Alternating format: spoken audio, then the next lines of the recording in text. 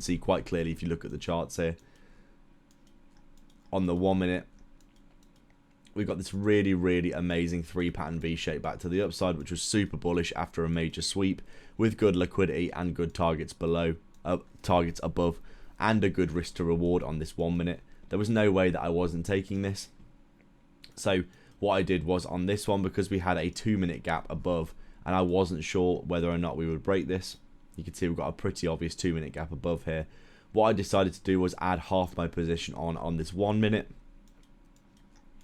because this 1 minute was absolutely textbook.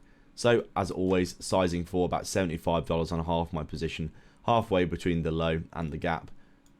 And then I was waiting to see whether or not this 2 minute would break. You can see I held on to this for a minute, and then bam, we got this huge candle to the upside, really good momentum. Basically no top wick at all on this candle, which told me that we were going to continue to the upside. And then if you look at the 2 minute here, you can see this obviously closed above based on that candle as well. Really good 2 minute candle to the upside, and then I decided to actually add to my position the other half that I was looking for after we closed above this 2 minute, because I was really confident we'd go and run all this liquidity now and head back to the high.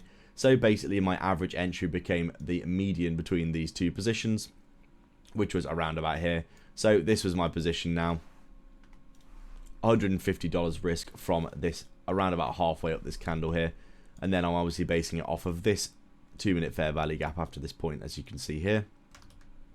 And then I've got about $150 risk halfway between the low and this gap.